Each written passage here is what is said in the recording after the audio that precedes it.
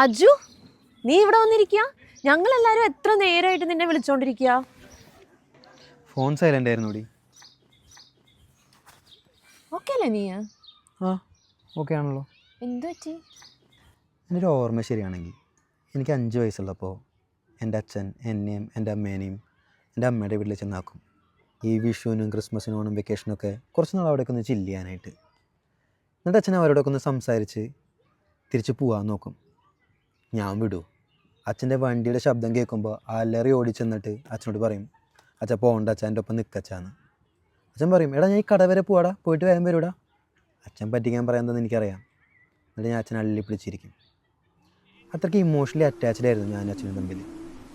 ഭയങ്കര സിങ്കായിരുന്നു. അങ്ങനെയുള്ള ഞാനും അച്ഛനും കുറച്ച് കാലം കഴിഞ്ഞപ്പം മിണ്ടാതായി. അച്ഛനോട് സുഖമാണെന്ന് പോലും ചോദിക്കാൻ എനിക്ക് താല്പര്യമില്ലാത്ത പോലെ ഒരു അവസ്ഥയിലായി.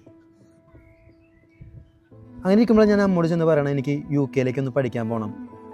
അമ്മ അത് കേട്ടപാടെ അച്ഛനോട് ചെന്ന് പറഞ്ഞു. അച്ഛൻ ആകെ ചോദിച്ചത് ഒറ്റ ചോദ്യമാണ്, അവിടെയൊക്കെ പോയി പഠിക്കാൻ എത്ര രൂപ വരും? പിന്നീട് ഞാൻ കാണുന്നത് അച്ഛൻ ആ പൈസയും കൊണ്ട് വരണതാണ്. എന്നെക്കൊണ്ട് ലോണൊന്നും എടുപ്പിച്ചില്ല. ചിലപ്പോൾ ആ ടെൻഷനൊന്നും തലയിലേറ്റി വെക്കേണ്ടെന്ന് വിചാരിച്ചിട്ടായിരിക്കും പാവം.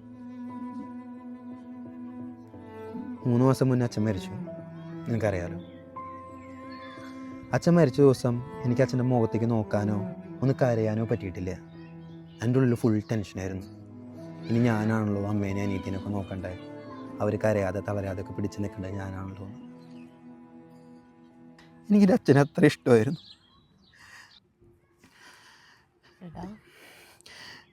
എനിക്കെൻ്റെ അച്ഛനെ ഒന്നും ചെയ്യാൻ പറ്റിയിട്ടില്ല. എൻ്റെ അച്ഛൻ ചിലപ്പോൾ ആഗ്രഹിച്ചിട്ടുണ്ടാവും, ഞാനൊന്ന് അച്ഛാ സുഖമല്ലേ എന്ന് ആ ചോദ്യം അച്ഛൻ ആഗ്രഹിച്ചിട്ടുണ്ടാവും എൻ്റെ നിന്ന്. അന്നത്തെ 5 വയസ്സ് കുട്ടിയുടെ മനസ്സ് പോലും പിന്നെ എനിക്ക് പിന്നീട് ഉണ്ടായിട്ടില്ല. ഒന്നു നനയാ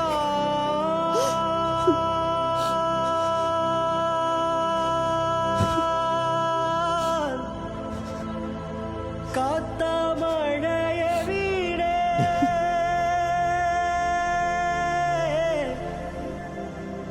ഒന്നു ചേക്കേ